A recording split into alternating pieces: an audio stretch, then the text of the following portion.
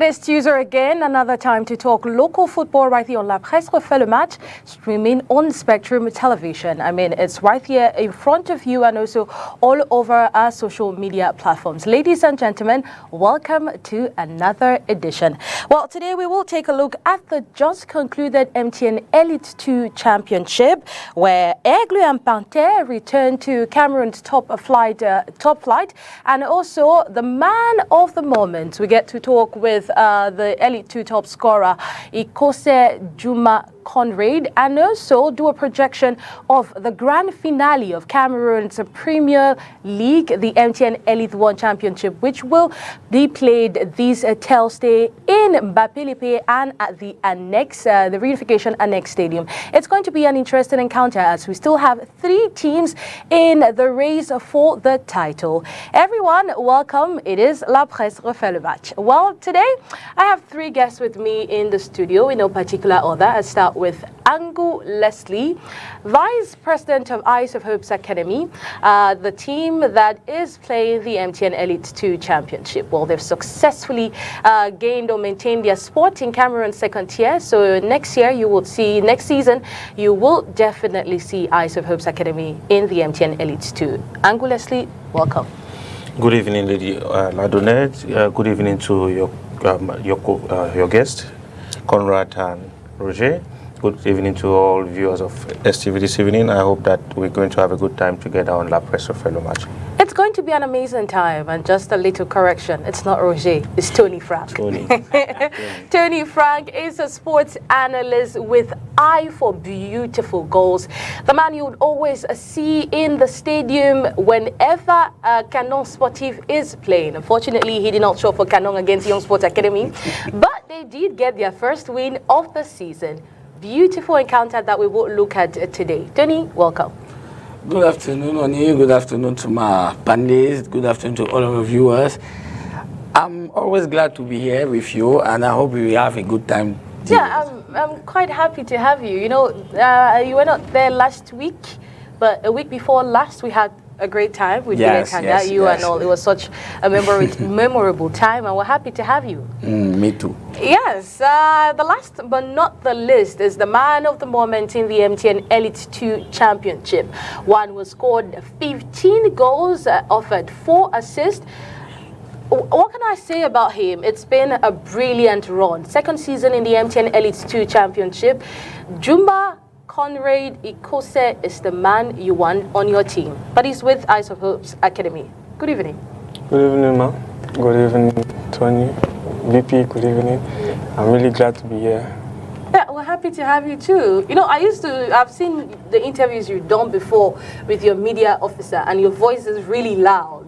So I'm wondering what is happening today. He's a little bit shy today. He's a little bit shy. VP, are you the one scaring him away? No, he comes alive when he wants to. So he's taking his time. It's a slow burner. Really? Yes. Okay. Okay, that's it. Amazing guests, and we will talk everything happening in Cameroon's Premier League. You know how we do it? We start first with what has been making headlines in Cameroon's football, and that is in our first slot of the day, which is the Elite News.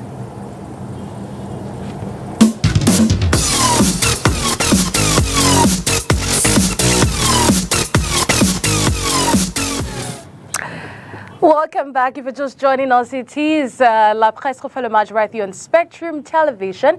And it is time for us to keep you up to speed with what has been happening in Cameroon's in the local championship. Well, Elite News today will take a look at FIFA embargo on Ding Sport. And not only that, what transpired between Canon and Young Sports, especially with the referees, how it was managed by fans and also officials. And one thing we will be looking at as well is another interesting one.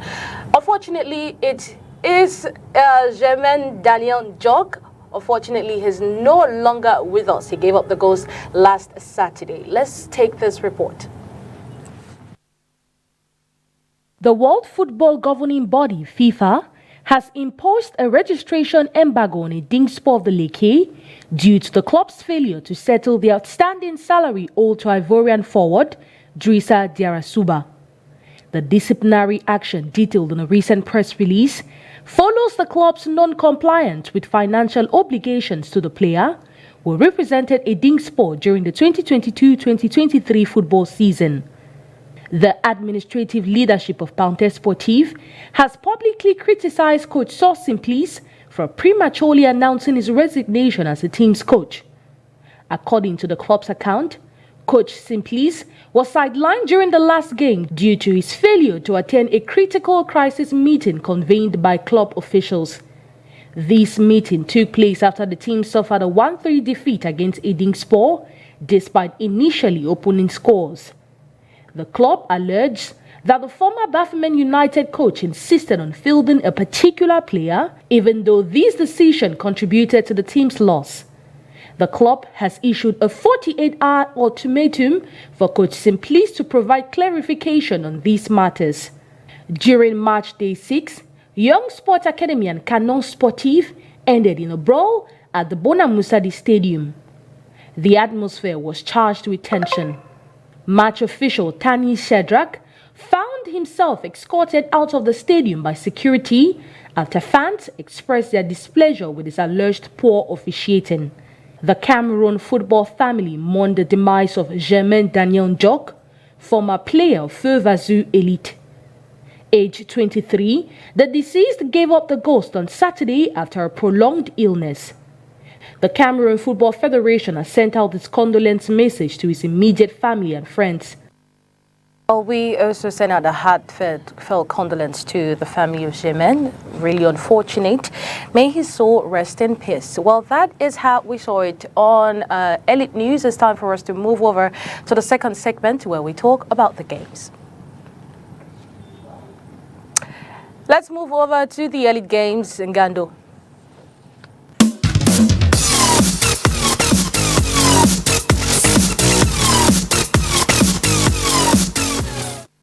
For exceptional reasons, we will be starting with the MTN Elite 2 Championship today.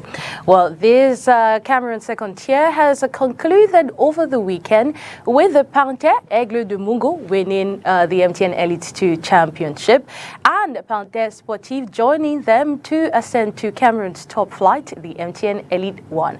Well, how was Aigle's run in this championship? Let's go take a look in this report. Elite 2, thank you.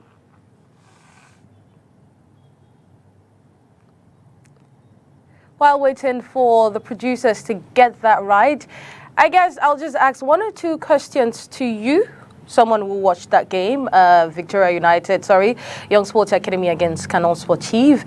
I mean, I want to recount so many people that have complained about officiating. Just 2 minutes, so we get that. Too many people have complained about officiating. Coach Alumkada of Gazelle, Coach David Pag of Saint-Marina, Coach Daniel Bria of Coton Sport of Garoua, Coach Dicom Bless. That's how many coaches have complained about officiating, and you get to a point. This one, the emotions could not be contained by these fans. First of all, what do you think? Because we tried getting the president of the refereeing commission, so he should, give us some clarity on that. But it seems he has been busy because he says it's not in the office and it's been one thing or the other. But, isn't it time they come out and say something about it? Because at this point, we are not even sure the person that wins on Thursday, if the games are not homologated, like Tony was saying behind the scenes, is going to be the winner. So what do you think about refereeing in the MTN Elite 1 playoff up so far? Well, I have to be honest with you that something strange is happening in Cameroon football in the last 2 years. There's a difference between refereeing errors and premeditated refereeing to influence games. Unfortunately, what I've seen in Cameroon in the last 2 years, there's been more of premeditated refereeing to influence results of matches than refereeing errors. And like you mentioned, when you get a cross-section of coaches complain in the same competition, you have to zoom into what they complain about and get to see. For example, the game we're talking about in Bonamusa, they were all together. The difference between refereeing in the first half and refereeing in the second half was day and night. The gap was too wide from the same referee. So you begin to ask yourself, is it like the referee had a bad day in the office. What happened between the first and second half? The first half was completely chaotic in terms of the quality of officiating, and then the fans of Young Sport got into confrontations to the referee at the interval at halftime, and when he came back for the second half, he was the referee we know. So this is the worry. This is why you sometimes hear teams complain, and I think that just like it happens elsewhere in the world, if it's either a refereeing error or a refereeing of quality that there are complaints about, the organization handling the referees should be able to come out and make a statement. We see that regularly in the Premier League. So if they don't want to make a statement, if they stay away from the public, fail to give clarity, it opens room for suspicions. And it's the reason why we are here. We've not heard that the referees have since been sanctioned. And let me tell you something. A few of these referees are friends with whom we grew.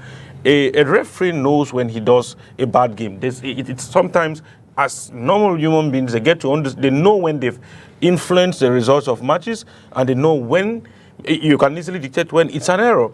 Most often than not, when they get confrontations, when they have influenced the results of matches, you don't see them reacting and applying the law to the latter. That is red cards, yellow cards for people who come to confront them. There was no booking at the interval. It's true that Zikum was red carded at full time, but when you saw the body language of that particular match official, he actually gave someone a yellow card at full time. At full time. I saw a yellow card at half time. There's a number of players. There were a number of players who crowded him, and he warranted more than one booking. He wanted a cross section of booking, but we didn't see his reaction.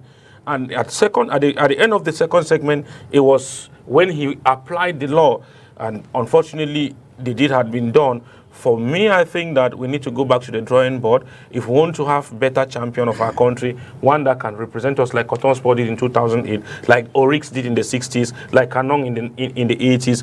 We have to get quality players. It's better to get quality players than to have champions made through unorthodox means. Yes, I want to, before we close this issue on refereeing, we've seen, I would say I wasn't so impressed by Young Sports, the supporters, their reaction to it, which is not something you see on a daily. But, don't you think it's time support groups are really, taught on how to behave in the stadium? Because I won't lie, there's this game Young Sport played against, is it Ask here in Douala? Ask, so last season. Yes. And almost the same thing happened. It just... Some support groups have to be cautioned on how to react in such cases. Yes, that's true. But moi, je veux dire, il y a quelque chose qui moi m'a marqué, parce que je regarde le déroulement de la saison dernière. Vous avez vu le nombre d'arbitres qui ont été sanctionnés l'année passée. Depuis cette saison-là, depuis le début de cette saison-ci, voilà, on joue le dernier match de la première, de l'Elite One, des Playoffs Up. Vous avez vu combien d'arbitres sanctionnés? Regardez un peu le gap. Et pourtant, il y a de plus en plus de plaintes. Ça veut dire que l'année passée, il y a eu les plaintes, on a eu les arbitres qui ont été sanctionnés. Moi, je vais dire un peu n'importe comment. Et cette année, on a beaucoup de plaintes, mais tu n'entends pas qu'on a sanctionné tel est passé devant la commission de discipline, de la commission d'arbitrage et tout. Ça veut dire qu'il y a un problème. Si toi, tu habites et que tu ne te sens pas menacé par ta hiérarchie, tu vas faire du n'importe quoi. À un moment donné, quand tu regardes les matchs, parce que vous avez cité les entraîneurs qui sont pleins, tu as celui de Stade Renard, en Elite One, Playoff Up. Là, on est juste là en Playoff Up. Parce que je vous assure, en Elite tout, Playoff Up et Down, il y a beaucoup de problèmes. Moi, j'ai lu la lettre ouverte de Rangers. Oui, de Rangers. Et moi, à un moment donné, je savais que Rangers allait avoir ce genre de problème. On sait comment ça s'est terminé à la fin de la saison dernière. Et vous sentez qu'il y a des choses qui se passent, qui ne sont pas catholiques. Comme il a dit qu'ils ne sont pas orthodoxes. Maintenant, il faut se poser la question, à qui profite le crime? Parce qu'il faut dire, on est dans un système où on fait un championnat, on évolue comme ça, les gens, les entraîneurs se plaignent, les présidents se plaignent, on ne dit rien, on n'homologue même pas les matchs, parce qu'il faut dire à l'attention des téléspectateurs qui nous suivent. Le classement actuel des playoffs, on ne sait pas ce qui va se passer demain. Parce que vous avez un coton qui a apporté des réserves. Après, on va vous dire que non, c'est elle qui devait monter, c'est elle qui n'est pas montée. Ce n'est pas normal. Ça fait en sorte que vous regardez un match de football, même quand il y a de la qualité, même quand il y a quelque chose de bien sur le terrain, Vous avez toujours un ressenti. Vous vous dites toujours, il y a quelque chose qui n'est pas clair. Vous avez, there is a lot of doubts. Et ce n'est pas bien. Moi, j'ai regardé le match au Popo, le match de Popo contre Coton. Je vous dis, Opopo mérite largement sa victoire sur le terrain. Mais quand derrière, tu suis ce qui se passe du côté de Bonamou, ça dit, ça te laisse un goût amer. Et on ne fait rien. Le monde de l'arbitrage aujourd'hui, et j'aimerais, parce qu'avant de parler de ça, il y a une situation qui, moi, m'amuse un peu. À tous les matchs auxquels j'ai assisté du côté de l'annexe de la réunification, vous avez le président Foucault Kamga. Je vous dis, à chaque fois, vous me prêtez, à chaque fois, il est prêt à partir par les officiels des clubs qui lui disent, mais attends, président, qu'est-ce qui se passe là? Dernièrement, même, ça a failli tourner au vinaigre entre lui et un des officiels je crois, de la Dynamo de Douala. Parce qu'on lui reprochait des trucs, on disait, mais attends, qu'est-ce qui ne va pas? Mais il faut sévir. Parce qu'on ne le dit peut-être pas assez, mais l'arbitre dans une rencontre joue un rôle très déterminant. Nos centres de formation nous avaient posé une question, quand dit-on qu'il y a faute? On dit, je vous assure, on a fait 45 minutes, on a donné toutes les hypothèses. Et l'éducateur nous a dit, il y a faute quand l'arbitre a sifflé. Si tu tacles même quelqu'un au cou, l'arbitre ne siffle pas, il n'y a pas faute. Il y a faute quand l'arbitre siffle. Donc à un moment, il ne faut pas qu'on fasse comme si on ne voit pas ce qui est en train de... C'est-à-dire, on n'est pas aveugle. We are not blind. Il y a quelque chose qui n'est pas clair. Mais on peut se comporter dans une autre manière. Maintenant, pour les supporters, moi, vous savez, il y a ce qu'on appelle les circonstances atténuantes. On peut comprendre votre acte, mais on ne le cautionne pas. Il faut qu'on fasse la différence. Je comprends la réaction des supporters de Yossa, mais je ne cautionne pas. Pourquoi? Vous vous rappelez le match Yossa-Victoria? Yossa était en train de gagner le match. On était déjà 2-1 à ce moment-là. Yossa avait véritablement la main mise sur ce match. Et il y a eu un fait de jeu. Les supporters se sont emportés. Et moi, je disais, attention, on se rappelle le cas de Lausanne. C'est comme ça, après on va vous dire, on vous enlève un point et tout. Vous serez encore les mêmes à vous plaindre. Sauf que ce qui se passe dans ce match, c'est que un des officiels du banc qui était en train de calmer les joueurs sur le terrain, c'est encore à lui qu'on a donné un carton. C'est ça qui a encore énervé les supporters. Les supporters ne se sont pas enflammés ce jour-là pour rien. Non, mais il est entré, il a confronté l'arbitre. Non, je dis, il y a un monsieur du banc du staff à qui on a donné un carton, alors que c'est lui. Moi, j'ai regardé la scène. J'ai dit lors du match contre Victoria. Mais non, c'était Canon. Il y a eu des faits de jeu. Non, vraiment, il ne faut pas qu'on se mente. Il y a eu des faits de jeu. Mais maintenant, quand ça peut arriver une fois. Ça peut arriver 2 fois, peut-être en 2 mois. Mais quand ça arrive à pratiquement tout le temps, et c'est pour ça que je disais tout à l'heure, tu peux même gagner un match sur le terrain. Mais ces problèmes d'arbitrage font en sorte qu'il y a le doute partout. Yossa a l'impression d'être aujourd'hui une victime. Vous savez, il y a l'histoire des joueurs, les 13 joueurs qui ont d'abord été touchés par lui. Du coup, chaque fois que Yossa rentre sur le terrain, ils ont l'impression qu'il y a une épée Damoclès sur leur tête. On veut seulement qu'ils perdent. Lorsqu'ils marquent, c'est bien. Lorsqu'ils encaissent ou lorsqu'on siffle une faute contre eux, c'est une réaction. Non, il faut aussi les comprendre. Mais je ne cautionne pas. Mais non, je pense qu'au sein de leur club, ils doivent avoir un mécanisme pour parler aux supporters, leur faire comprendre qu'écoutez, voilà, c'est pas bien parce que ça peut coûter des points au club. Ça peut coûter des sanctions même financières aussi au club. Et puis après, voilà, on est perdant. Donc, ça se joue des deux côtés. Tant les erreurs d'arbitrage, ça impacte même psychologiquement. Vous êtes joueur.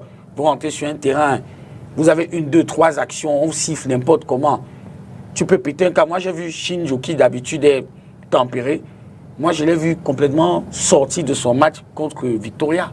Même chose contre Canon. Contre Canon. Et moi, j'ai apprécié la gestion de Dikoum lors du match contre Victoria, qui à un moment donné, il a fait sortir Shinjo. Les gens n'ont pas compris pourquoi.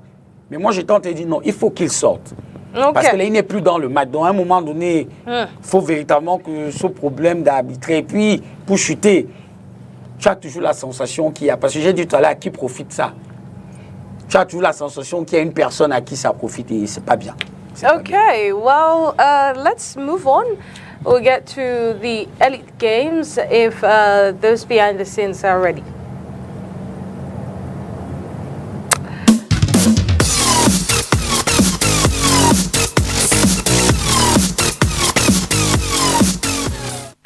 welcome. It's still a PRESSE REFAIT match right here on Spectrum Television. Well, it's time for us to move to the next segment, talk about the games.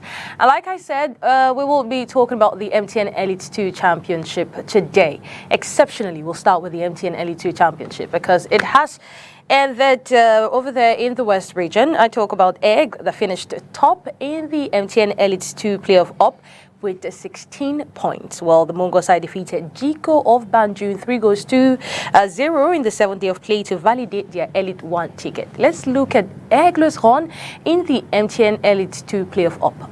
Aigle of Mungo are Elite 2 champions for the 2023-2024 season. The Littoral Regional side sealed their win with a commanding 3-0 victory over Jiko of Banjul in match day 7 of the playoff up. Aigle began their playoff run with a challenging start, facing a 0-2 defeat against Panther on match day 1. However, they quickly turned their fortunes around, securing a 2-1 win over TKC on match day 2. The momentum continued as Aigle claimed a 2-0 win against Bafmen United on match day 3, followed by a hard-fought 2-1 triumph over Eding on match day 4. Match day 5 saw Aigle hold Racing to a goalless draw, demonstrating their defensive prowess. Their offensive capabilities shone through on match day 6 with a 3-1 victory against Dragon. The culmination of their efforts was evident on match day 7, where Aigle clinched the Elite 2 championship after defeating Jiko of Banjul. After 26 years in the lower divisions, Aigle Royal of Mungo is back in Cameroon's top flight in the most beautiful way. Their success was built on the foundation laid in 2022 when they qualified for Elite 2 after a nail-biting penalty shootout against Victoria United in the national interpolls. Key to their success has been the return of coach Jenny Gigom. The ex-Union Sportif of Douala Gaffa returned to the side at the start of the playoff up. The club is not a new name in the history of Cameroon football. Founded in 1933, the Raptor has its name engraved on marbles. Champion of Cameroon in 1971 and 1994, Aigle struggled during the 90s. The team has, however, made a triumphant return to the higher echelons of the sport. You have it, Aigle is back in Elite 2 after over 26, Elite 1 after over 26 years absence. That is such a brilliant one. And let's talk about the second. We're supposed to have someone from Aigle. Unfortunately, they are quite busy now celebrating their Elite 1 ticket, and hopefully we'll get them next week. But let's talk about Panther. Panther actually finished second with 14 points, and they are now in the MTN Elite 1 Championship. So they will be playing the top flight next season. Well, let's take a look at Panther's run in the MTN Elite 2 playoff. Panther Sportif Ondé has ascended to Cameroon's Premier Football League, the Elite 1, following a victory recorded over Dragon this Sunday, April 14, 2024. Reinstated into Cameroon's second tier 10 days before the season commenced, the team displayed remarkable tenacity, overcoming numerous challenges to secure a spot in the title playoffs as a final qualifier from Pool B. The former 2015 Cup of Cameroon finalists kicked off their playoff campaign with a solid 2-0 win against Aigle, showcasing their readiness for the challenge ahead. Their winning streak continued on the second day when they took on Bafmen, a team with ties to coach Sot Simplice. Panther defeated Bafmen 2-0. The third day's match against Tonnerre Calara Club ended in a balanced 1-1 draw, followed by a goalless draw against Racing on the fourth day, showcasing a strong defensive performance from both teams. Despite suffering their first playoff up defeat with a 1-3 loss to Eding on the fifth day, Panther Sportif's resolve remained unshaken. They bounced back with a critical 1-0 win over Jiko on the sixth day, a win that was essential for their championship hopes. On the seventh day, Panther Sportif's dominance was on full display as they crushed Dragon of Yaoundé with an impressive 7-0 win, clinching the second position in the standings with 14 points. Salt Simply, celebrated for leading Bafoumen to Elite 2, has been instrumental in Panthère Sportive's outstanding performance throughout the season.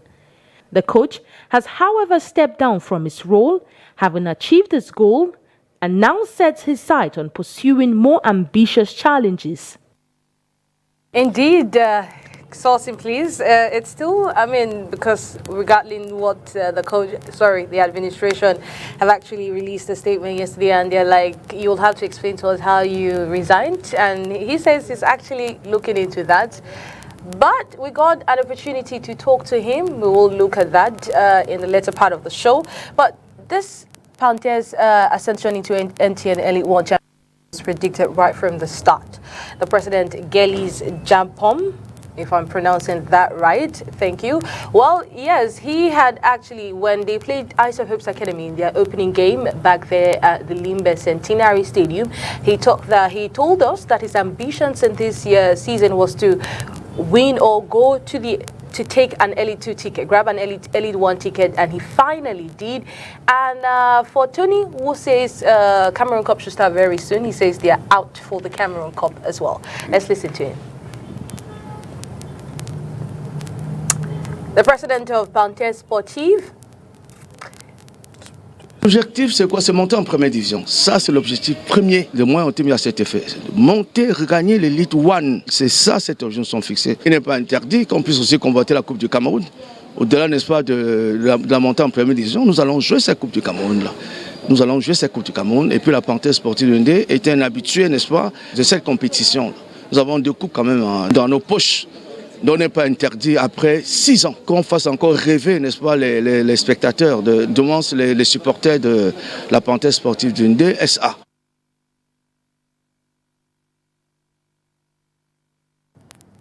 Juma, you're one of those who scored against Panthère in your return in the game, because against when the first game you were not there. Yes. But the return leg, you scored against them. I think he ended on a 1-0 draw. Yes. Yeah, so tell us, what do you know about, did you foresee them, picking up one of the 2 tickets in the MTN Elite 1 Championship, to the MTN Elite 1? Well, not really, but they're a good side. A good side? Yes, mature, and they have a lot of experience. I know 1 or 2 of the players there who are from Limbe. The match there, it was not really easy because of the field.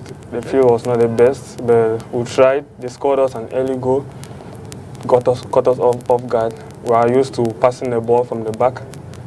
It's our strength. And then things happened, and they had a counter and they scored. Talking to the guys, that is not over. Since it was an early goal, we got back and I got a penalty around the 15th or 17th minute like that. I got an equalizer. The team was a good team, but I didn't really foresee them getting this far, so congratulations to them and the administration for grabbing the ticket. Indeed, they picked up the last playoff up ticket in Pool B. Yes, the last one. They finished 4th after the regular season, and to see them come up, defeat the likes of Eding, the likes of Jigo, the likes of Dragon. It's a beautiful one. And yes, the man behind that team, one who started the recruitment, did everything behind the scenes, make them go qualify for the playoff up, is none other than Salt Simply. He has proven that with Bafoumen United and has done it again with Panthère Sportive of the Ndé. Panthère Sportive of Ndé SA. Because that's what the president gives. Yeah, the SR has to always come up. Well, yes, we got to talk to Coach Saucy, please, and he tells us he's open now. He's no longer with Panthère, but he's open to coaching other teams. And I asked him, what exactly do you mean by other teams? He says it's not just the elite teams. He might want to coach also depending on the offers he gets, even out of the country, even national selection. He has proven himself. Another staff, so maybe he's the one, and maybe he's the chosen one. This time he says his star is shining, and so he's ready for any offer. Well, let's go listen to him.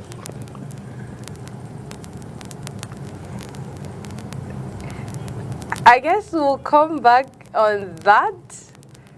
Gando? Coming to Panthère was like a challenge.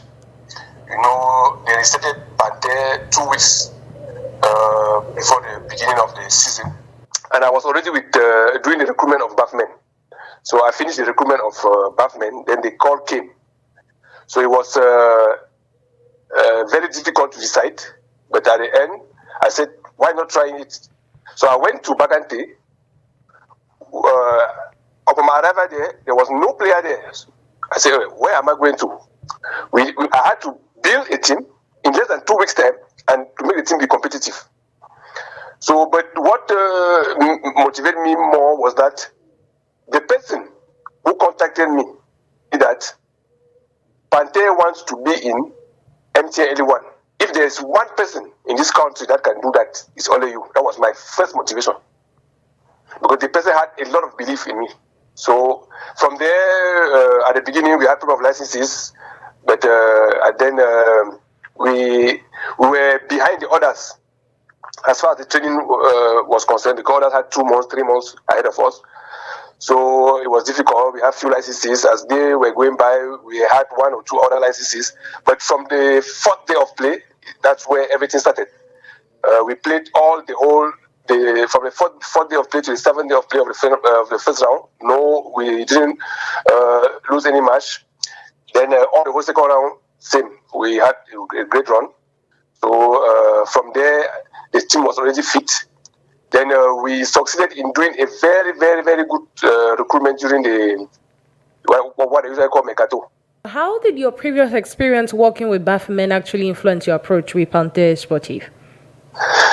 Yes, the Northwest Regional League last season was organized differently from the others. From the other years, we played the league in less than a month. So we were playing matches 2 days after. So already I had to master that the competition and how to manage the players and the team.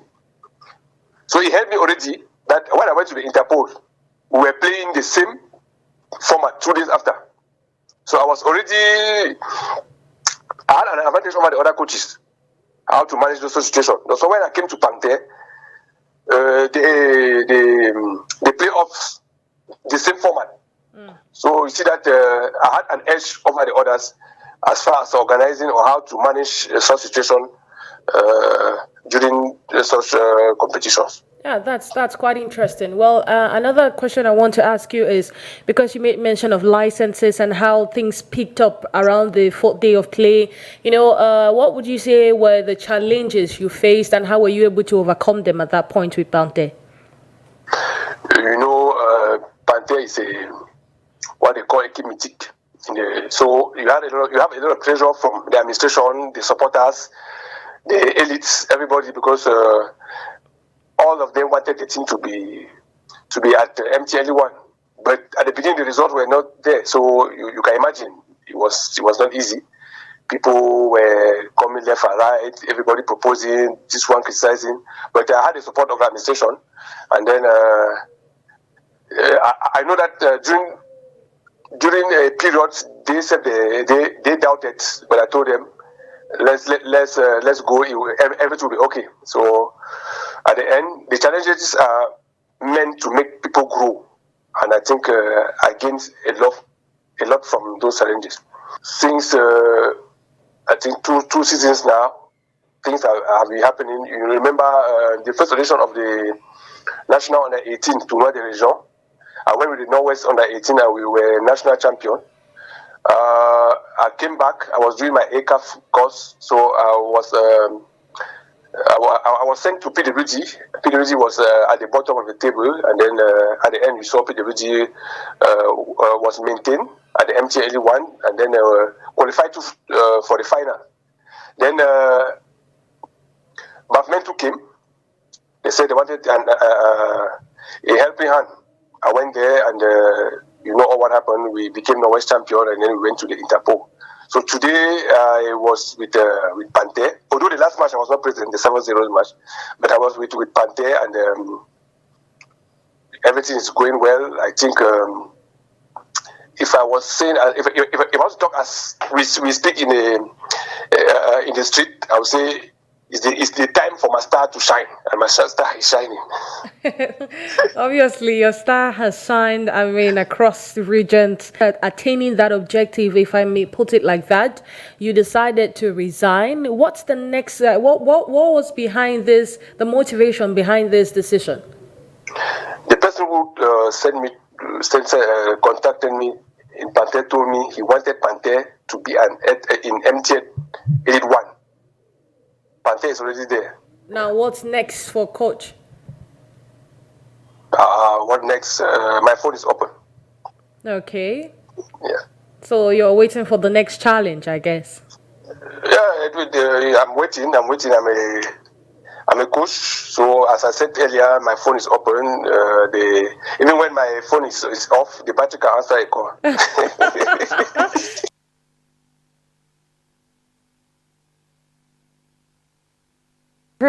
Well, even if when his battery is out of his phone, something like that, his phone can always receive a call. So that is it, open to any coaching job, not just in Cameroon's, in early football, wherever. He says he's a man of challenges. He loves challenges and he wants them to come his way. So we'll see. We wish him all the best in his adventure.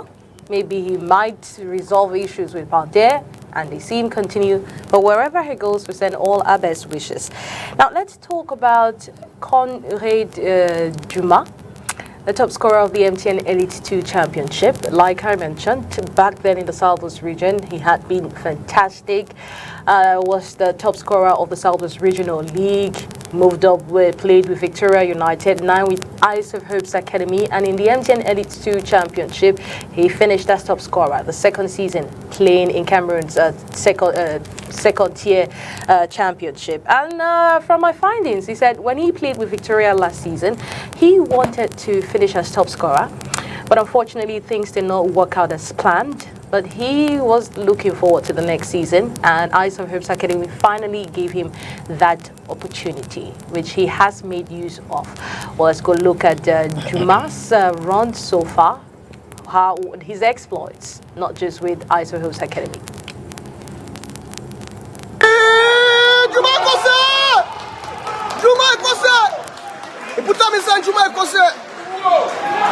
In the heart of the game where passion meets precision, Ikose Juma Conrad stands out as a championship's striking sensation. With 15 goals and 4 assists in just 15 appearances, he is the name on every fan's lips.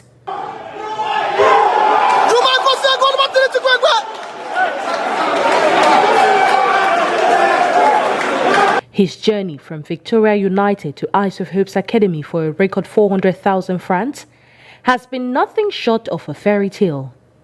As a former Kusa striker, Conrad's prowess was no secret, having already claimed the top scorer title in the Southwest Regional League with 15 goals in the 2022 season.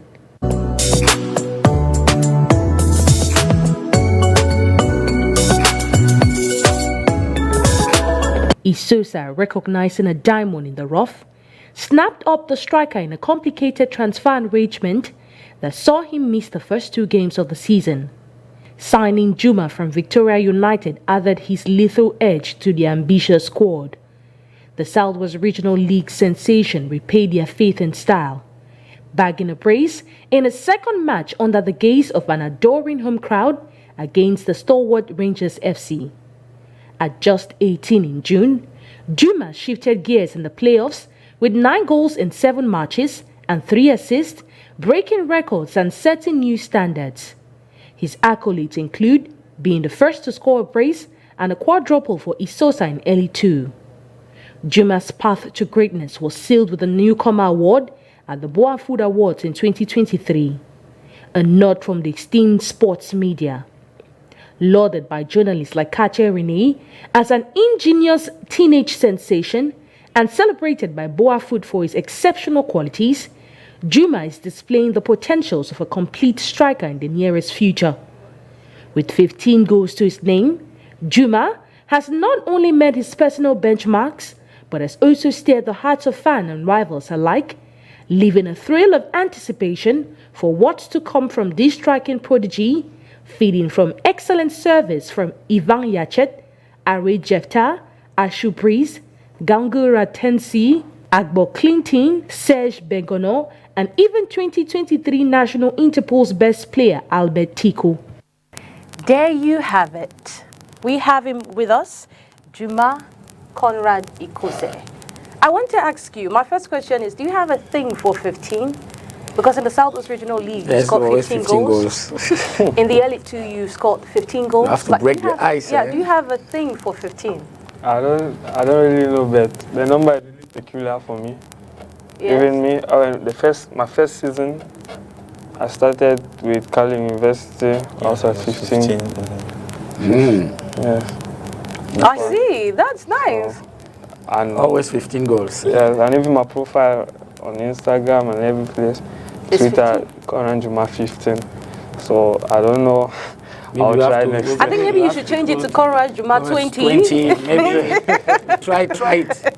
You have to change try it to Conrad Juma 20. Maybe next season you're going to score 20 goals and more. Okay, definitely. I'll think about it. Yeah, think about that. So tell us, second season in the MTN Elite 2 Championship, how has it been for you? Well, it started off complicated. I was in a kind of mix-up, transfers from Victoria United to Isosa. So I was really hoping for playing time from my former club, which I did not have. Coming here a bit late, the start of the season, when about 2 matches had already been played. I was still positive, optimistic for my objectives, which I had made clear over the CRTV Boya radio station, and the objectives for the club too. Unfortunately, I could not meet up with the objectives for the club. But I met up with my personal objectives and would also help the team maintain in Elite 2.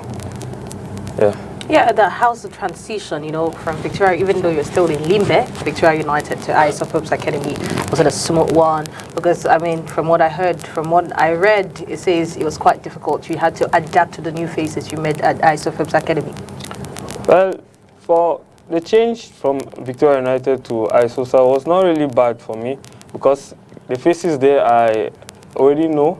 There are people from Limbe, Tico, Boya who are in the club, and I'm familiar with them. Some of them have been my friends. So it was not complicated for me to integrate with them.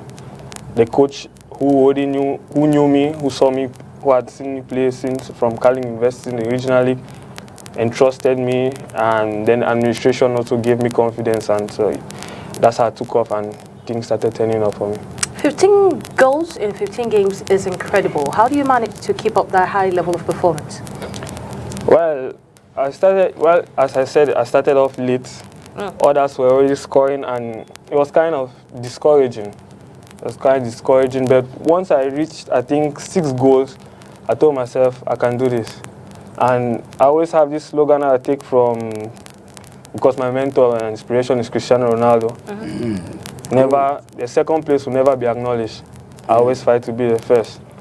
So coming into the playoffs, I set objectives, very high objectives, so that even if I fall short, I know I can at least catch up. And so that's how I kept on moving, and things turn up the way they are now. Yeah, what do you attribute this success to? How has your teammates helped you attain your personal objective, as you put it? A lot, really a lot. Especially the last playing day against Rangers. Rangers, yes, a lot, because they understood that yes, we are already maintained, and I was already close to the golden boot.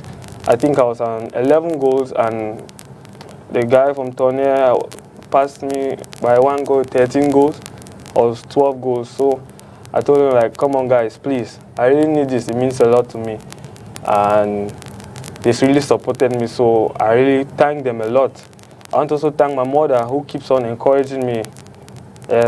She is 1 in a million. Someone who can wake you up at 4 a.m. and ask you, have you gone and jogged today? Have you trained? Because I have personal training that I do, and I let her know because she needs to know. So I'm a minor, she knows my program, where I go to and what I do. So I want to thank her too. I want to thank administration, the president, the VP who sitting right there, who kept encouraging me. Every time in the field I used to hear his voice. Good job, Juma, effort. So all of them helped me, motivated me. Even we had support from outside. I don't really know, but friends of Isosa, we have presidents who came, and I think. Yeah, I saw it. They offered the best goals. You had the best goals. Yes, man cash of the prize match. for All that. of those extrinsic motivations really went a long way against Rangers. I think, was it Rangers? Poncha Street. Poncha Street. Yes.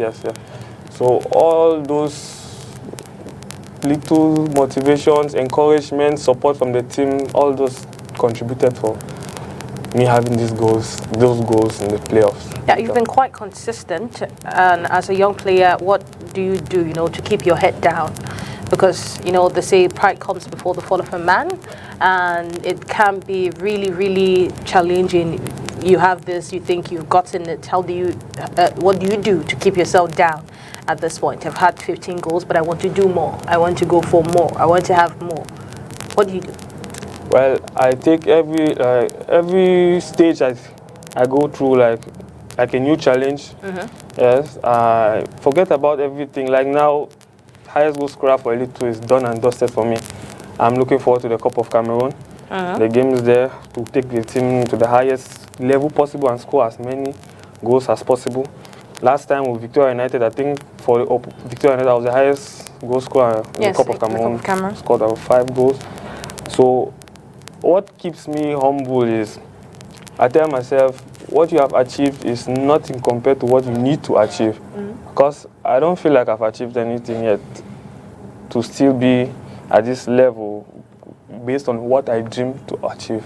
So that keeps me humble and motivated to keep working and aspiring for more. I mean, you talked about the game against Rangers and how you talked to your teammates that you really needed it and it came through for you. Against big games, against Adi, against Jiku, how do you prepare for that mentally? But as a striker, you are expected to produce on that day. What do you do mentally to just keep yourself calm and face on the challenge? Well, yes, there's a lot of pressure and the position, striking position, and for someone who is as small as I am, because some people call me small 9 because of the height and size and stuff. There are some techniques I used to follow. I do a lot of research on YouTube, on Google, on those top flight players, professionals, what they do to keep them calm before the matches. Like you have visualization. Visualization, you imagine the match before time, you put yourself doing the best, and then it tries to enable you, give you a cold head before the match and stuff like that. I also have breath technique. Yes, I do that almost any time to calm down my nerves. It helps in also endurance. It says something from the West, there are books about it, the breath technique and the visualization and stuff like that. So all of those, and I watch videos of my idol, Ronaldo, I watch Mbappe, I even watch videos of myself, and I pray most of all to God, telling him my plans, commit my plans to him, because I write all of my plans and objectives in a book, and then I submit it to him and tell him, God, this is what I want to achieve, please help me do this. Yeah, you've been praised a lot for your speed, your dribbling, as well as your ball control. What aspect of your game do you feel you've improved since joining Isofos Academy? I'll say my control, because speed I've had since I was really little. Finishing, I worked on that on the regional, because I started off as a striker who used to miss a lot. And then, luckily, God's grace, I fell in a team where the coach acted like a father, more like a father. Because if I was put in some certain teams, I wouldn't be playing football now. But Coach Enombi Brandon of Calvin University took me as his son.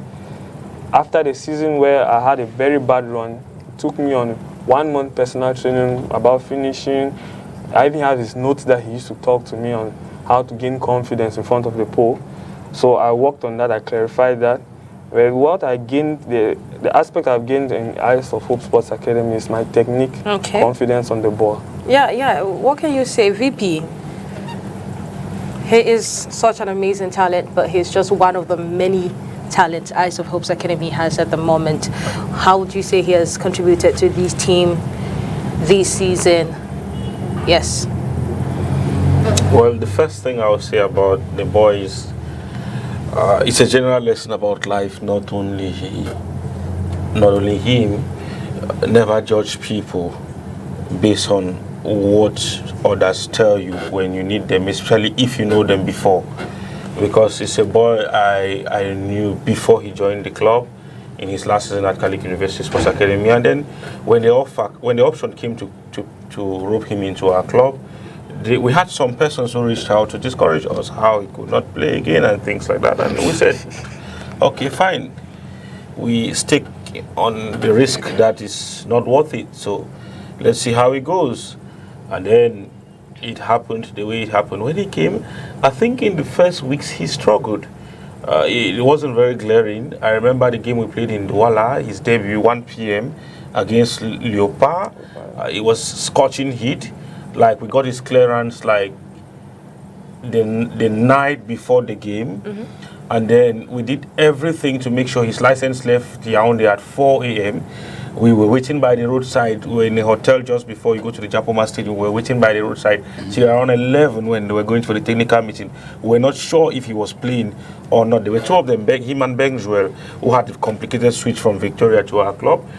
And lucky enough for us, and by the grace of God, we got a license. We got to the stadium that day. He had a struggled debut, but we believed in him because we had seen his potential before. We knew the kind of difficulties he had faced in the previous season. And what we do is that when we recruit players, we take them with the potentials they have, and we try to solve the difficulties they had from their previous institutions. For example, at Catholic University, he was not a guy who dealt with lots of pressure. He had the confidence of a coach, like he talked about NLB Brandon being a fatherly figure.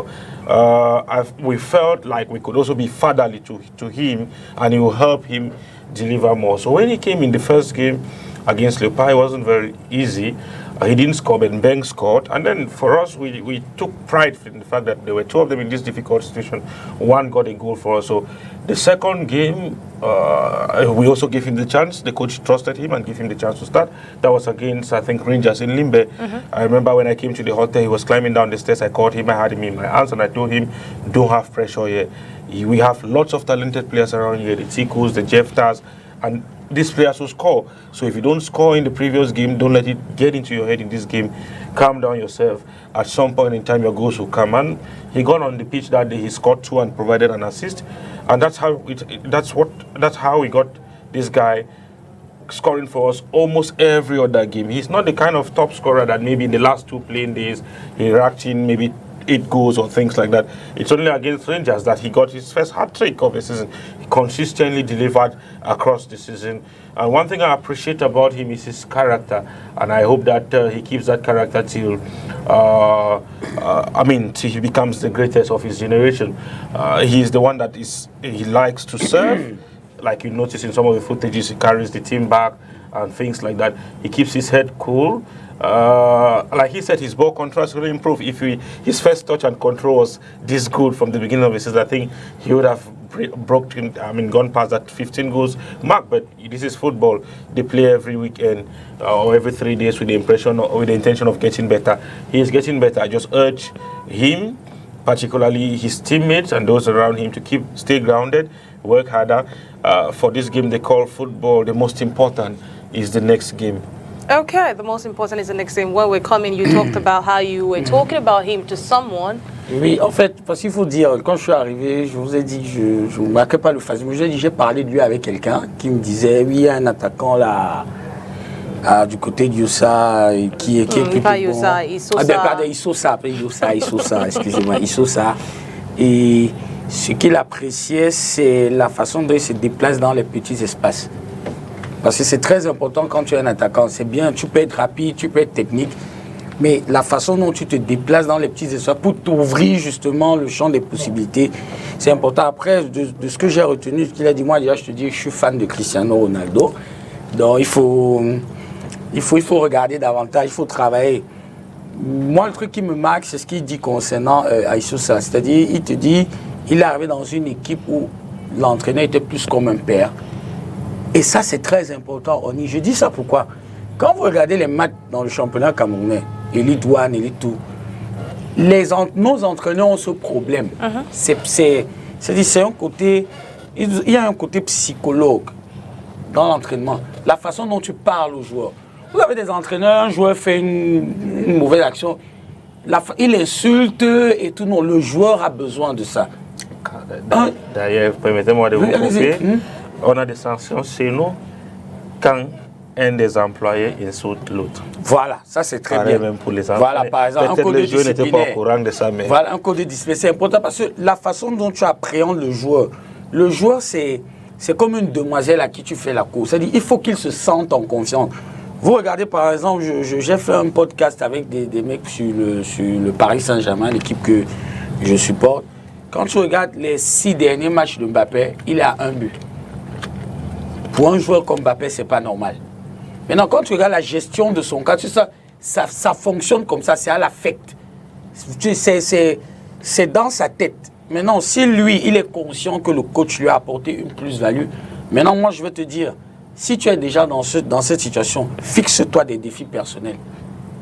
Oui, tu as mis 15 buts, tu as une moyenne de 1 but par match, parce qu'elle a dit 15 buts en 15 matchs, oui. Et 1 but par match, et tu as 4 passes décisives. Ça veut dire que tu as été décisif 19 fois sur 15 matchs. Ça, c'est quelque chose, ça veut dire que tu sais ce que tu fais, tu sais où tu pars. Maintenant, tu te fixes des défis, tu te fixes des objectifs. Moi, au centre, moi, j'étais attaquant, plus jeune. Moi, j'étais un avant-centre. Mais je n'étais pas le genre, je vais prendre le ballon, je vais dribbler tout le monde. I was just a scorer. Oui, oui. Comme on disait, Inzaghi, Trezeguet, c'était mon... Je ne suis pas joueur de Haaland, aujourd'hui on parle d'Erling Haaland. Oui. Maintenant, tu dois avoir une plus-value. La plus-value, c'est quand on te parle des passes décisives. Si tu as un joueur qui est décisif 19 fois, sur 15 rencontres, ça veut dire que c'est un plus pour moi, j'ai même envie de poser la question, avec un joueur comme ça, vous auriez dû être champion. Parce que quand tu regardes les stats, parce que beaucoup de joueurs vont vous dire, je te marquais tel nombre de buts.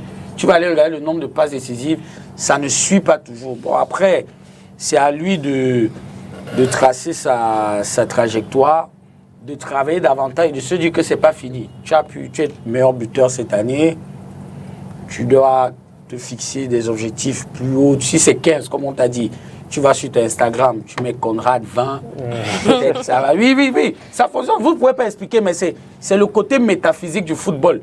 Vous avez des petites choses comme ça que les joueurs se fient. Quelqu'un dit, bon, ok, maintenant je vais mettre 16, après je vais mettre 17. Et ils travaillent dessus. Mais le plus important pour un attaquant, et ça c'est ce qu'on dit toujours, il faut répéter les gammes. C'est le travail personnel. Moi j'ai vu, je ne suis pas, j'ai vu. Je regarde, vous voyez, Ronaldo a 39 ans. Il a 5 ballons d'or, il a tout ce qu'il fait. Il répète les mêmes exercices devant le but qu'il faisait depuis qu'il est au centre de formation. Donc imaginez, ça dit jusqu'aujourd'hui, il fait les mêmes exercices. Il répète les mêmes gammes. Donc, travail, et puis voilà, on espère que l'année prochaine, ça sera 20 buts. Juste pour ajouter un mot, si tu me permets, Non, je ne te permets pas, s'il vous plaît. Yes, Ikose, just one last words. What are your ambitions? Cameroon Cup is starting soon. There's this thing I wanted to tell you. I'm sure because your mentor is Cristiano Ronaldo, that means every goal celebration will look similar to Cristiano Ronaldo's. But if you know, next time you score, there's this a celebration I like from Eto'o, the one where he goes near the flag. Yes. Have you done it before? He's done it this season. You've done it this season? Oh, I wanted you to do it again. But next time, we're going to send you what we want you to do next time. We'll push that away. But now, what are your ambitions? You know, Cameroon Cup is just close by. Okay, for the Cameroon Cup, first, I want to take the team to the final. Yes. Irrespective of the goals, I want to take the team to the final. Last time with Victoria, I think we entered the quarterfinals. And I felt the ambience, and I believe with the quality of players we have at ISOSA, we can do that. Any one word for all your fans, not just fans, but fans of your fans, but fans of the team as well? Because I see some of them displace themselves right up to the West region just to support you. Yes. Last week we were talking about fan support, and somebody quoted ISOSA, that ISOSA has a loyal fan base. Yes. We have the likes of Hush Puppy, one popular bike man, Tico, who followed us all the way to Bafang to come and support us. And these guys, if you are in the field and you don't get his voice, that means sometimes maybe you are deaf. Okay. So I really want I really want to thank everyone, each and every supporter of Eyes of Hope Sports Academy from the beginning of the season till now, who have been supporting us enormously in kind, in cash, morally, spiritually. I want to thank them for their support, and we'll keep making them proud and hope for a better season next year. Hope for a better season next year, and also to take the team to the finals of the Cup of Cameroon. Those are his ambitions. We wish you all the best. Thank you very much. Yes, just one word from you, Mr. Angle. Yes. You come back to me. What? Yes, just one word on Isosa, in the sense where I want to know, because you guys, it was quite an impressive run. And it was quite surprising for many.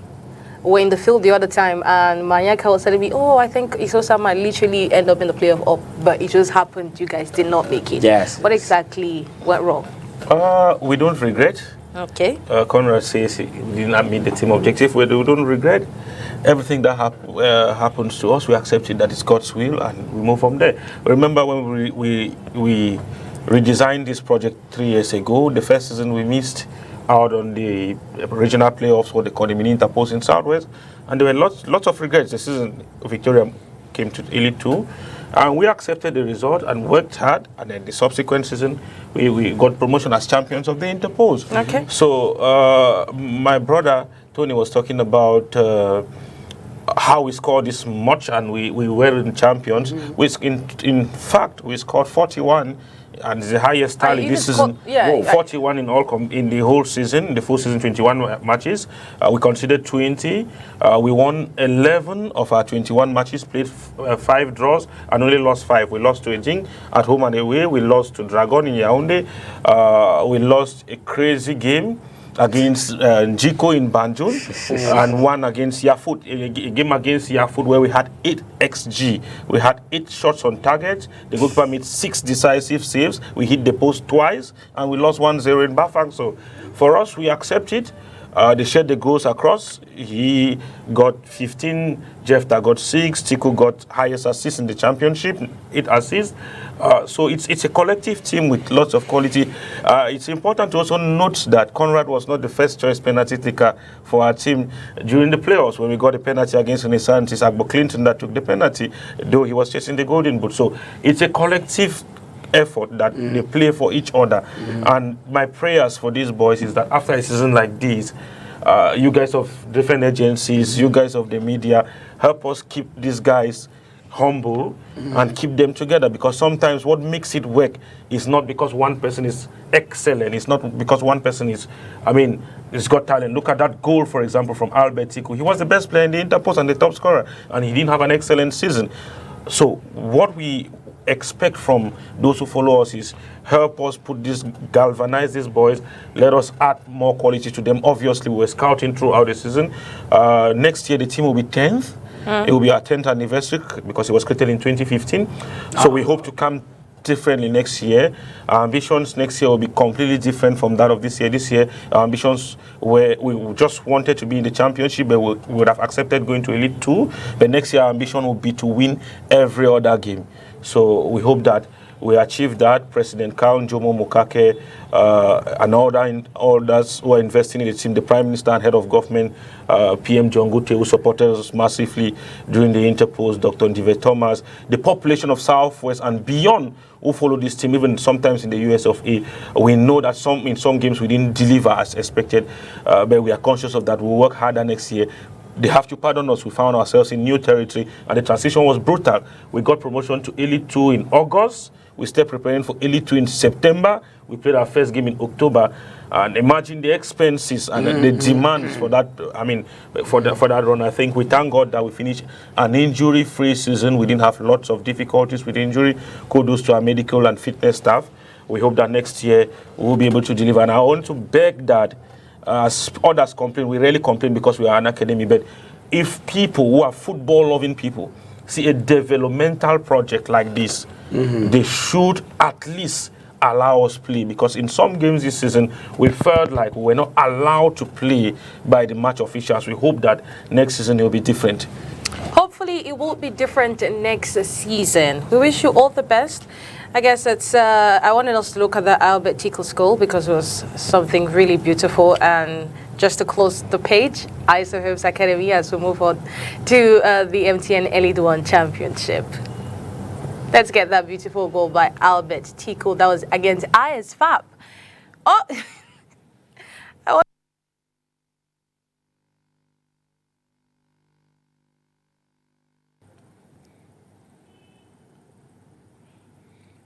Arguably one of the best goals of the playoffs. Eh? The day I showed were talking about this game, it was with Tony. He had not seen the highlights and he was blown away at how beautiful the goal was. Yes, well, thank you so much. Il a la confiance en fait. Un truc comme ça à cette distance-là. Well, it was a nice one. Thank you so much for coming to talk about ISO Hopes Academy. I guess it's time for us to move on to talk about the MTN Elite One Championship. It's going to be an amazing one. I just saw a communique and it says the games program for 2 o'clock have been pushed to 1 o'clock and the games program for 4 o'clock has been pushed to 3 o'clock. But the match venues are still the Annex, Bipanda Annex Stadium, as well as the Bapelepe Stadium. It's going to be an interesting encounter. Now, instead of looking at the games that happened in match day 6, I want us to do a projection since we don't have time to just look at, look at the games that will take place this Thursday. I'll start first with the very, very important fixture between Victoria United and Stade Rena at the Bapelepe Stadium. Tony, Victoria United is one team that knows how to play ball. David Pago says he's going to take that as a final. Yes. How do you see this game unfolded? It will be an interesting one. Parce qu'en face, on a deux équipes joueuses. On a deux équipes qui jouent plutôt bien au ballon. Et moi, j'attends de voir ce que le coach Pagou va me sortir du chapeau parce que c'est un très grand tacticien. Quand tu regardes ces matchs, c'est vrai qu'il y a le match où ils ont, je crois que c'était contre Gazelle, où ils terminent à 10 contre 11 là. Oui. C'est vrai que jusqu'au niveau du carton, oui, ils tenaient plutôt bien le match. Mais bon, Stade Renard, il faut le dire, a fait une très belle campagne. Franchement, personne n'attendait Stade Renard à ce niveau-là. Ils ont fait une très belle saison. Même sur le plan managérial, je pense que le club fait partie de ceux qui payent régulièrement les joueurs et tout. Ils ont une bonne structure et ils ont l'entraîneur qu'il faut en fait. Maintenant, quand tu regardes le style de jeu de Popo, c'est pour ça que je dis que ça va être un match intéressant parce que Popo joue au sol en fait. Il joue bien au ballon.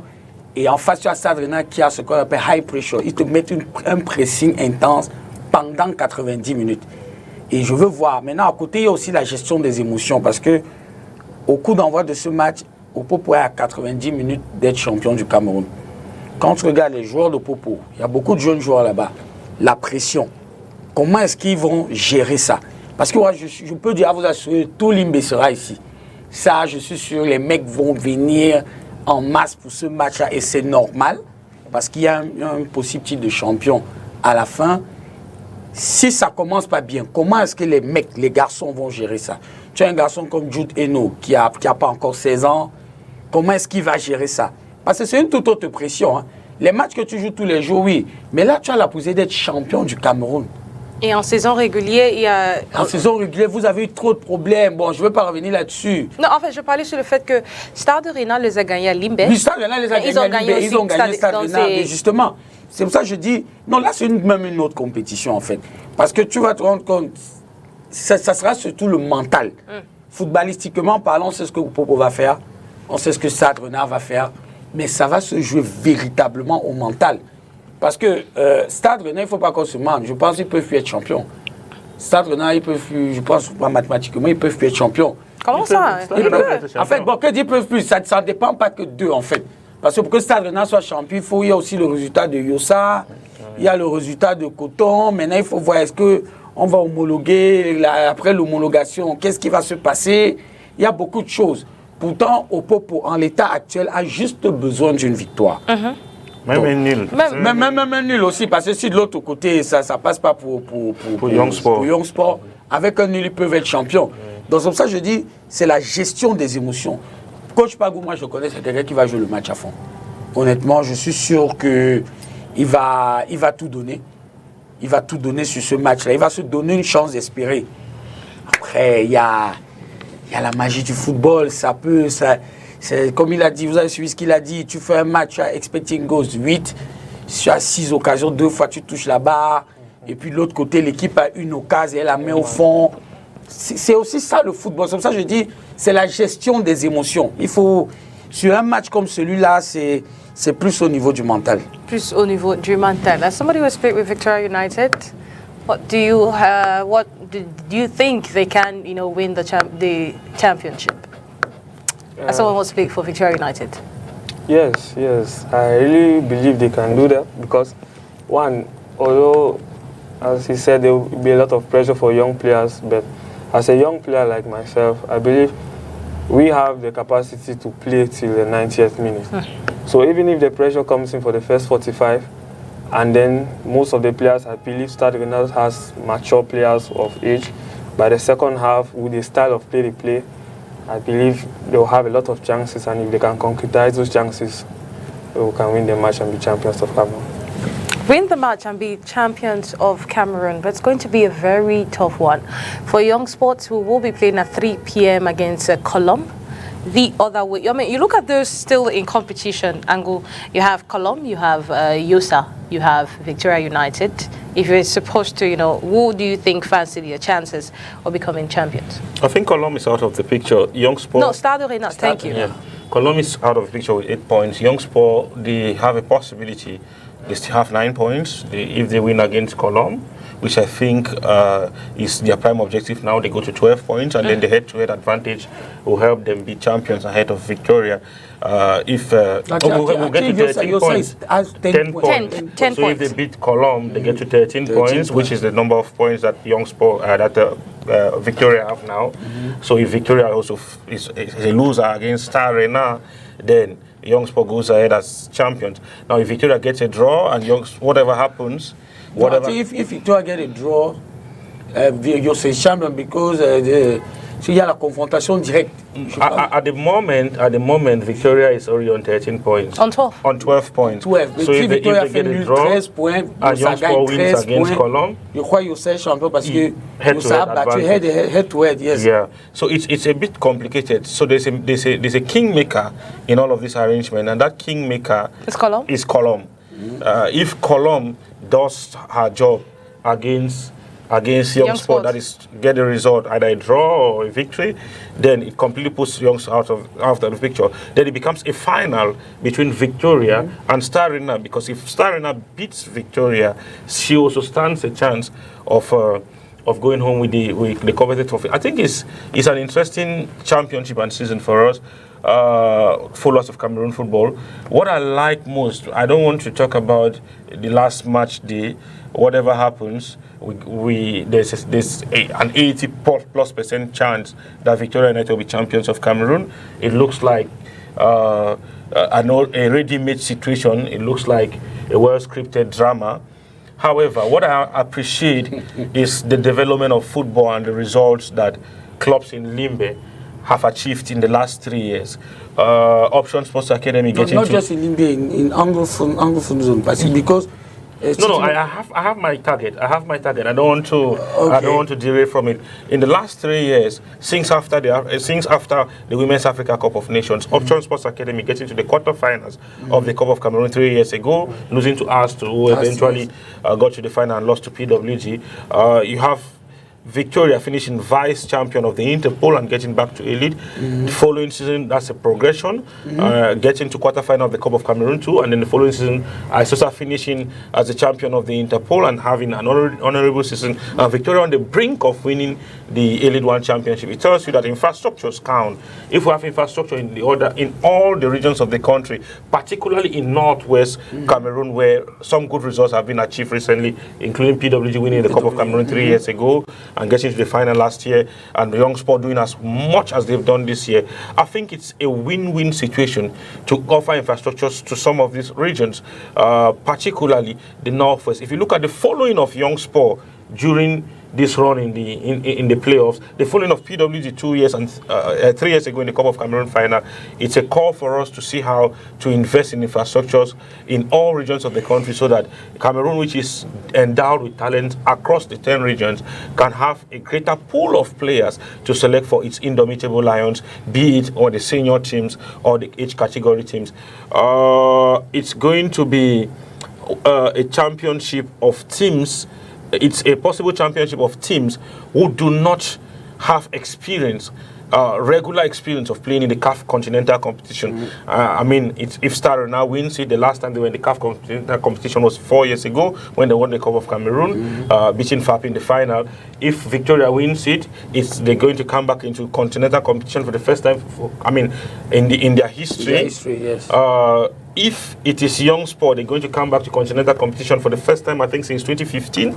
So these teams, beyond wanting to win the championship, they should right away start preparing for the CAF inter-club competitions, because these days it's 2 seasons in a running now that we've not had a club in Cameroon in the group stage of the CAF inter-club competition, which doesn't help us. We have to prepare now.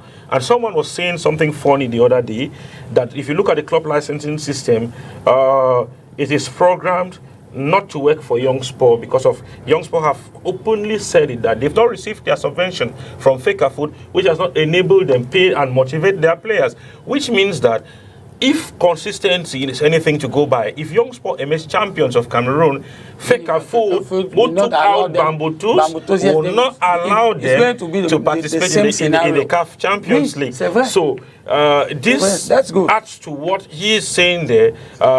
Tony was saying earlier on that the Young Sport looks like the orphan of the whole arrangement, from the fact that they don't play their games at home. They've complained about their subvention, from the fact that there was no public announcement of a sanction against the referee Omar, and there was the coach's call for a change of that referee was ignored. So when you look at a string of events and the reactions from the supporters, sometimes you don't permit the reaction, but you understand with them when they react in this manner. I think going forward, this year has had a lot of issues, even in Elite 2. I must tell you, this is part of why we missed the promotion playoffs.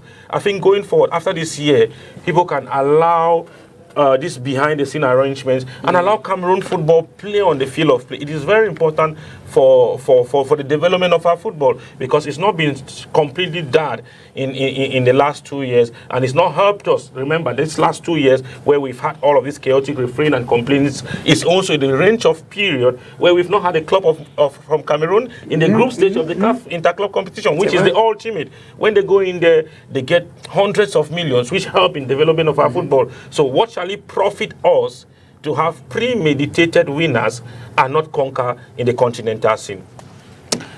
Good question. But one thing I wanted to talk with you is, because we're still waiting. You said something about homologating these games, the playoff games, and it means we might still be talking about this, and tomorrow you hear Young Sports or Victoria United are not leaders. In the picture, yeah.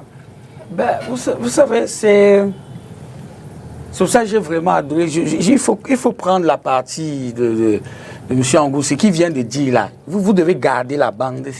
Ce qu'il vient de dire, c'est très, très, très important. Et ça va, vous allez être obligé de ressortir ce qu'il vient de dire là d'ici quelques mois. Faites-moi confiance. Parce que quand tu regardes la façon dont les choses sont gérées, c'est fait à dessein. C'est fait à dessein, je suis désolé. Parce qu'aujourd'hui, si Yossa gagne, d'abord on était au stade, je vous avais dit, quand Yossa a gagné le 3e match là, contre Victoria, moi j'ai dit à certains gens avec qui j'étais, Yossa, si, ils vont avoir des problèmes. Hein. J'ai senti un truc. J'ai dit aux gens qui étaient venus, Yossa va avoir des problèmes. Et j'ai même dit à Kossi, je crois qu'il est média officiel de ce côté-là avec Kossi. J'ai même échangé, je lui ai dit, vous allez avoir des problèmes, mon gars. Imaginez Yossa soit champion. Yossa a tous les problèmes de management du monde. Les licences, les joueurs, les faits des salaires. Ils vont se plaindre des subventions. Comment vous vous rendez compte qu'on est en train de terminer le championnat? Les clubs ont reçu, je crois, une seule tranche de subventions jusqu'à présent. Mais ça dit... Voilà. Écoutez, bon, quand ils vont se retrouver dans les problèmes, on va vous dire, bon, ils ne peuvent pas avoir la licence CAF. Parce que la vérité, si vous vous rappelez, le responsable des compétitions avait dit qu'au début du championnat, aucun club n'est en règle. En l'état actuel, avec les standards de la CAF, parce qu'il faut dire, ce n'est pas la FECAFOOT qui met les standards. Au vu des standards de la CAF ONI, aucun club ne peut aller jouer même les compétitions africaines. Aucun. Je vous dis, quand vous regardez les standards, moi je posais la question à quelqu'un, quand tu sors champion, comment on te donne 50 millions? 50 millions, c'est quoi? Vous savez combien on dépense minimum pour un club en deuxième division? Voici, je parle de deuxième division parce qu'on a le vice-président dit ça. J'ai eu la chance de voir le budget de PWD pour le match contre Gecko en Coupe CAF la saison dernière. Cette saison qui est en train de se jouer, c'était plus de 70 millions. Bon, écoutez, c'est un match, c'est un match. Bon, imaginez, c'est un match. Imaginez quand vous dites que vous sortez champion, on vous donne 50 millions. Il n'y a pas de réelle politique sportive dans ce pays. Il n'y a pas un attrait pour les mécènes. Il y a plein de choses qu'il faut commettre. Moi, tout ce que je vois là, comme ceux qui le savent, j'aime cette expression, c'est du pipeau. C'est du pipeau parce que lui, aujourd'hui, vous allez regarder, moi j'apprécie, parce que lui, il a fait une fixation sur les clubs de Limbe. Moi, je vous dis, regardez les clubs de la zone anglophone ces derniers temps. L'année passée, c'était Bafmen. Là, vous avez eu Ossa, vous avez Victoria, vous avez PWD. Vous savez pourquoi? Parce que personne ne s'intéresse vraiment à eux. Mais eux, ils ont compris. Déjà à l'époque de Njalakwan Père, ce qu'il avait mis sur pied, les gens ne comprenaient pas. Les gens ne comprenaient pas. Le tournoi de Limbe. Le tournoi, moi j'ai discuté, je me rappelle, moi j'ai participé au tournoi de Njalakwan Père. Il y avait un tournoi qui se jouait chaque année. On quittait. En décembre, oui, pendant les congés de Noël, on allait jouer là-bas. Donc, c'est en train de produire quelque chose. Imaginez, d'ici peut-être 2 mois, vous allez vous retrouver avec un championnat de Lyon à 16 clubs, avec peut-être 7 clubs de la zone anglophone. Mais les autres sont en train de dormir. Moi, je parlais à mes amis de Léopard, je leur dis, Léopard est la seule équipe de Douala en élite. Or, les Valais sont même descendus en régional. Ça veut dire que l'année prochaine, on va jouer toute l'élite.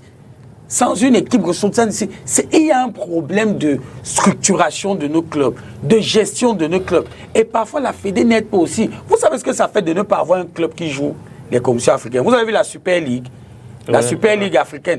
Vous savez combien chaque club a eu seulement pour participer à la Super League là?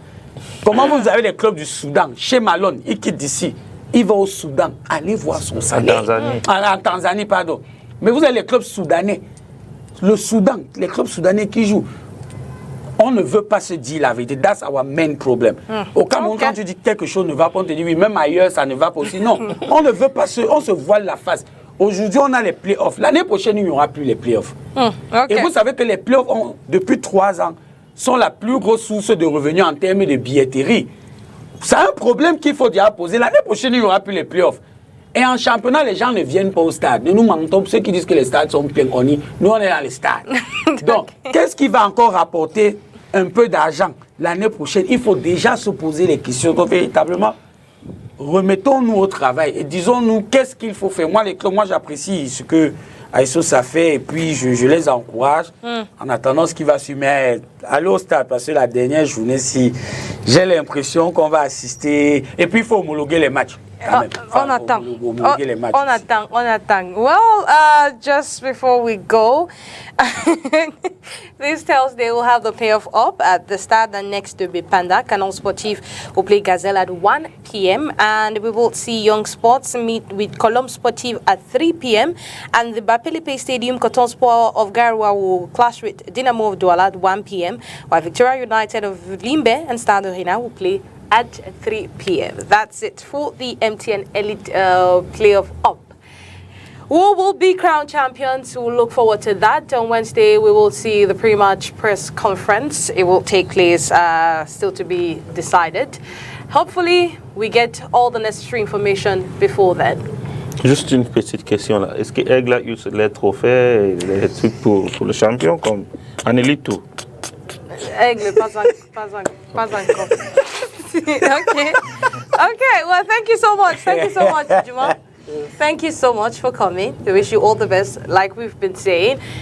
Tony, toujours un plaisir d'être là. Oui, plaisir partagé, ONI. Je vous remercie de m'avoir convié à cette émission et je dis encore beaucoup de courage à mon jeune frère Conrad. Et puis tu mets 20, hein, tu enlèves 15 aussi. Oui, enlève 15, s'il vous plaît. Conrad 20. Okay. Yes, Angle, thank you so much for coming. It's my pleasure. Thank you, viewers, for watching. We hope that with your blessings, Conrad is going to get beyond 15. Yes, he just needs to change that number. Everything is going to work out well. Thank you so much. It has been a wonderful 1 hour 30 minutes in your company, and we hope you enjoyed every bit of the show.